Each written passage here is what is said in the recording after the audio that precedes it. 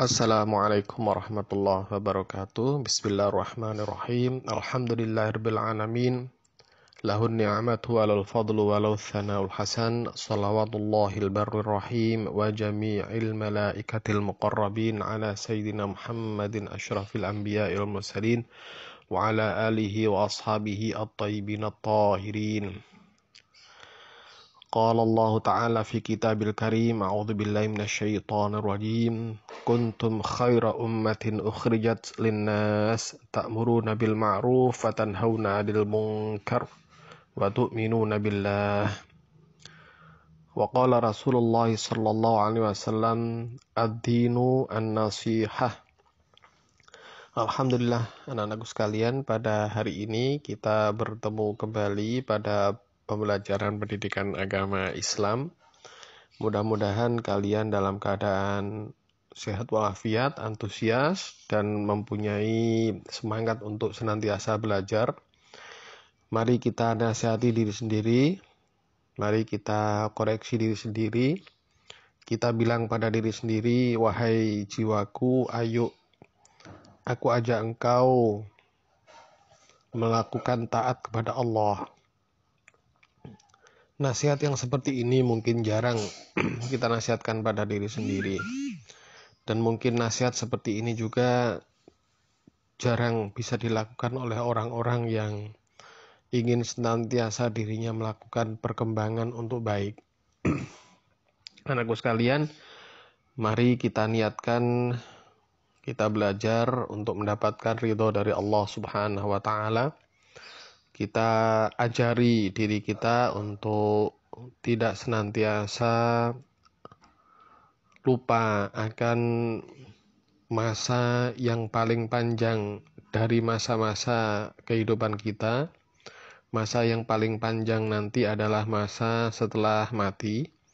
Bahwasanya manusia pada waktu itu akan terbagi menjadi dua.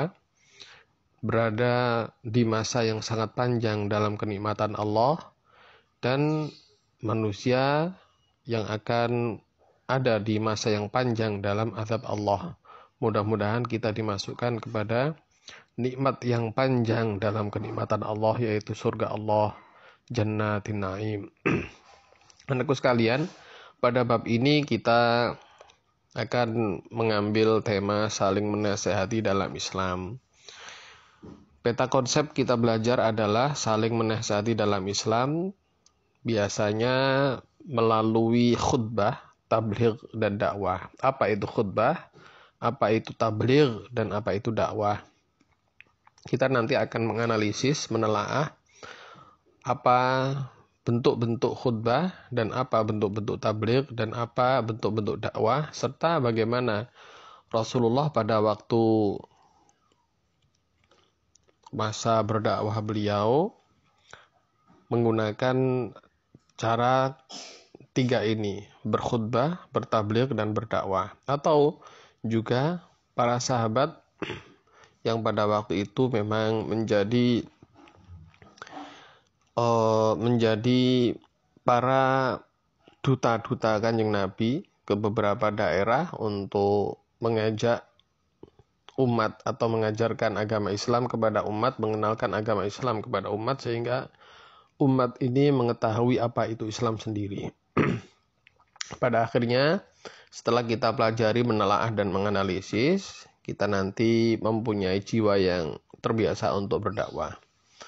Coba kalian ingat, apakah di antara kita ada kelompok-kelompok dakwah? Contoh dalam satu kelas, apakah di antara kita sudah terbiasa untuk saling mendakwai teman kita, saling menasihati teman-teman kita dengan memberikan nasihat yang benar? Ada teman yang salah, kemudian kita ingatkan. Nah, coba kita renungkan, apakah kita sudah melakukan itu? Pada ayat yang saya sampaikan di atas tadi, kuntum khairu ummatin ukhrijat linnas. Ai antum khairu ummatin ukhrijat linnas. Kita sebagai umat Islam, umatnya Nabi Muhammad, adalah umat yang paling baik yang telah diciptakan oleh Allah di dunia ini. Karena apa? Karena sifatnya kita adalah senantiasa mengajarkan kepada kebaikan dan melarang kepada keburukan-keburukan. Nah, ini adalah sifat yang memang khas dimiliki oleh umat Islam, tidak dimiliki oleh umat-umat sebelumnya. Makanya kalau kita lihat, kita kaji dari sabda-sabda Kanjeng Nabi bahwasanya umat Islam nanti, saat ini dan nanti, itu adalah umat yang paling banyak jumlahnya, paling banyak yang menghuni surga. Juga di antara umat-umat yang ada di nanti di padang mahsyar, diceritakan oleh Kanjeng Nabi, disabdakan beliau bahwasanya kita akan menjadi umat yang paling dibanggakan oleh Kanjeng Nabi. Fa inni mubahin bikumul umama yaumal qiyamah. Maka aku akan mubahin. Mubahin itu merasa tinggi, ya. Merasa tinggi di antara umat-umat yang lain karena aku mempunyai umat yang sangat banyak sekali. Baiklah anak-anakku sekalian, khairu ummah, sebaik-baik umat. Predikat ini sesuai jika kita selalu berusaha di barisan depan orang-orang yang gemar berdakwah. Ya. Banyak dalil atau ayat hadis yang menyebutkan kewajiban dakwah bagi setiap individu mukmin. Ya. Kewajiban dakwah. Dakwah ini ketika kita melihat kemungkaran, maka kita harus melakukan beberapa tahap. Kemungkaran itu adalah sesuatu yang tidak sesuai dengan hukum agama. Mungkar itu adalah sesuatu yang tidak sesuai dengan hukum agama. Ma yukhalifu syara', itu namanya mungkar. Ketika kita melihat kemungkaran, sesuatu yang tidak sesuai dengan hukum syara' dan itu kita yakini itu adalah salah, maka kita harus menggunakan cara-cara bertahap. Yang pertama adalah falyughayyirhu biyadi. Hendaklah dia merubah kemungkaran menjadi ma'ruf itu dengan tangannya. Ya, kita melakukan aktivitas yang positif, langsung kita bergerak, kita mengadakan aktivitas yang bagaimana kemungkaran itu hilang, tetapi harus dengan tahap, tidak boleh kerusa-kerusu. Jadi fardu kifayah. Jadi amar ma'ruf nahi mungkar ini adalah fardu kifayah. Hendaklah di antara setiap kelompok dari umat Islam ini ada orang-orang yang bisa nahi mungkar. Bila tidak satu pun dari kelompok umat Islam yang melakukan amar ma'ruf nahi mungkar ini, maka seluruh umat Islam ini akan berdosa, atau satu kelompok ini akan berdosa. Sampai Kanjeng Nabi pun bersabda, ya, an Abdullah ibni Amrin anna Nabiyya sallallahu alaihi wasallam qala ballighu anni walau ayah. Sampaikan dariku kepada siapapun yang kalian temui walau ayatan, walaupun satu ayat. Di sini bisa bermakna mengajarkan. Di antara para sahabatnya, sahabat tidak seluruhnya satu derajat. Ada di antara mereka yang sampai pada derajat ijtihad, sehingga mereka bisa menyampaikan dengan memahamkan apa yang mereka dapatkan dari Kanjeng Nabi, atau mereka disebut dengan seorang da'i. Ada di antara para sahabat ini juga hanya bisa menyampaikan apa yang beliau dengar dari Kanjeng Nabi. Menyampaikan saja, tapi tidak memahami isi apa yang diterima dari Kanjeng Nabi. Nah, ini maknanya di antara para sahabat itu ada yang mereka ini saling menasehati. Ada di antara mereka yang memahami apa yang disampaikan oleh Kanjeng Nabi, sehingga mereka mengajarkan apa yang disampaikan oleh Kanjeng Nabi kepada yang lain setelah mereka melakukan sabda itu. Ada juga yang mereka hanya menerima saja, tetapi mereka tidak memahami, sehingga mereka yang tidak memahami ini bertanya kepada sahabat yang lain. Nah, di sini ada proses saling menasehati, saling memberikan informasi, ya.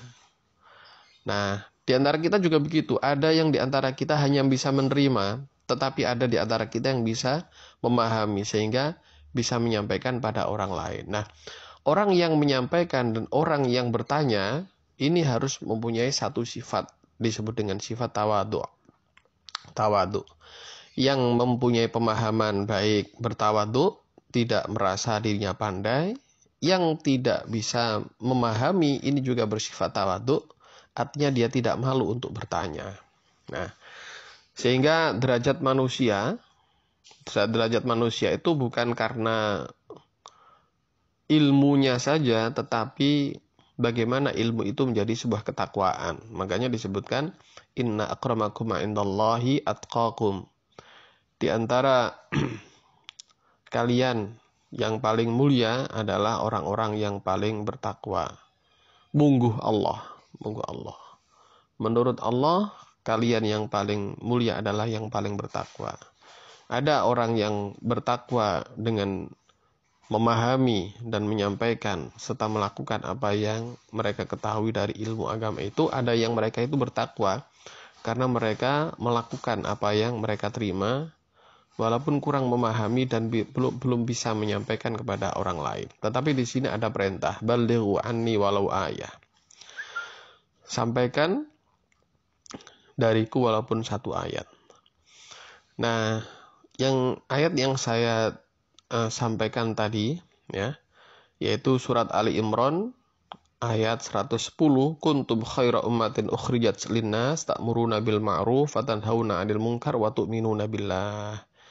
Ini kita kaji bahwasanya dari dasar ayat ini kita sebagai umat ini harus saling menasehati. Bila ada yang salah kita ingatkan, yang tidak ingat meminta orang lain untuk pengingat. Karena itu dalam ada beberapa hal, contoh dalam perjalanan kita dilarang untuk berjalan itu sendirian. Musafir dalam keadaan sendirian itu dilarang. Kalau bisa musafir itu minimal bertiga. Seorang musafir sendiri itu setan. Musafir dua itu setan, sama setan-setannya dua. Tapi kalau tiga itu sudah mulai dia akan terjauhkan dari setan. Karena itu setiap dari tiga kelompok yang akan melakukan perjalanan harus satu di antara mereka ada yang menjadi amir, ada yang pemimpin. Karena apa? Karena untuk mengingatkan. Baiklah, pengertian khutbah dan tabligh. Nah, sekarang kita memahami khutbah, tabligh dan dakwah. Bagaimana nanti kita memahami apa itu khutbah, apa itu tabligh dan apa itu dakwah. Khutbah berasal dari kata khotoba yakhtubu khutbatan, bermakna memberi nasihat dalam kegiatan ibadah seperti sholat Jumat, Idul Fitri, Idul Adha, Istisqa, sholat kusuf, wukuf di Arafah, dan ketika nikah ada khutbah. Menurut istilah, khutbah berarti kegiatan ceramah kepada sejumlah orang Islam dengan syarat dan rukun tertentu yang berkaitan langsung dengan keabsahan atau kesunahan ibadah. Misalnya, khutbah Jumat untuk sholat Jumat, khutbah nikah untuk kesunahan akad nikah. Khutbah diawali dengan hamdalah, sholawat, wasiat taqwa, doa, dan membaca ayat. Khutbah ini adalah rukun. Hamdalah, sholawat, wasiat taqwa, dan doa ini adalah rukun. Alhamdulillah wassalatu wassalamu ala Rasulillah Muhammad sallallahu alaihi wasallam. Usikum wa nafsi bitaqwallah. Kemudian membaca ayat satu ayat lengkap, ya, yang memahamkan. Kemudian membaca doa lil muslimin wal muslimat. Ini adalah rukun minimal. Kemudian kedua, tabligh, dari kata balagha yuballighu tablighan, yang berarti menyampaikan, memberitahukan dengan lisan. Menurut istilah, tabligh adalah kegiatan menyampaikan pesan Allah Subhanahu wa taala secara lisan kepada satu orang Islam atau lebih untuk diketahui dan diamalkan isinya. Misalnya Rasulullah memerintahkan kepada sahabat yang datang di majelisnya untuk menyampaikan suatu ayat kepada sahabat yang tidak hadir, balighu anni walau ayah. Di situ para sahabat yang hadir hendaklah menyampaikan kepada sahabat-sahabat yang tidak hadir walaupun satu ayat, walaupun satu hadis Kanjeng Nabi disampaikan. supaya mereka memahami. Dalam pelaksanaan tabligh, seorang mubaligh, seorang yang menyampaikan tabligh biasanya menyampaikan tablighnya dengan gaya dan retorika yang menarik. Ada pula istilah tabligh akbar, yaitu kegiatan menyampaikan pesan Allah Subhanahu wa taala dalam jumlah pendengar yang cukup banyak. Akan tetapi kita harus perhatikan dalam tabligh yang ada ini banyak sekali diisi dengan guyonan-guyonan. Nah, ini yang perlu diperhatikan, jangan sampai mencampur aduk ayat atau dawuhnya Kanjeng Nabi ini dengan guyonan-guyonan yang guyonan-guyonan itu tidak termasuk dalam masalah agama. Kanjeng Nabi guyon, tetapi guyon Nabi adalah benar. Ana umazih, lakin alal haq.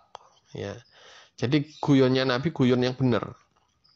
Nah, kalau guyon yang tidak benar ini yang nanti malah menjadikan substansi daripada tabligh isi daripada tabligh itu nanti akan menjadi diterima salah oleh masyarakat. Kemudian dakwah berasal dari kata da'a yad'u da'watan yang berarti memanggil, menyeru, mengajak pada suatu hal.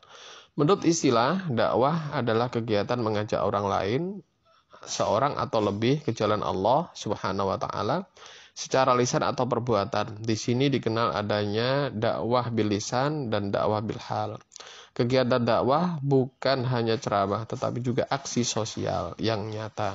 Misalnya santunan anak yatim, sumbangan untuk membangun fasilitas umum, dan lain sebagainya.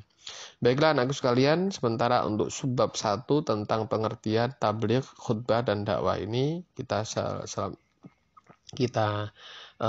berhenti sampai sini. Nanti kita lanjut pada subbab kedua, yaitu tentang pentingnya khutbah, tabligh, dan dakwah. Baik, kesimpulannya anakku sekalian, setiap di antara kita mempunyai kewajiban untuk menasihati orang lain yang hukumnya adalah fardu kifayah. Fardu kifayah dalam suatu keluarga minimal ada satu orang yang senantiasa memberikan nasihat. Bila tidak, maka satu keluarga itu akan menjadi salah semua. Karena itu boleh jadi yang memberi nasihat adalah ayah atau ibu atau bahkan anak. Seorang bapak bila diingatkan oleh anak harus menerima. Seorang ibu diingatkan oleh seorang anak bila memang ibu itu salah dan anak itu betul, maka harus menerima. Ini adalah sifat tawadhu. Harus ada saling. Minimal di keluarga kita terapkan. Bila kita sudah bisa melakukan itu maka insya Allah dalam kegiatan kita dakwah atau menasihati di luar rumah itu akan bisa tercapai.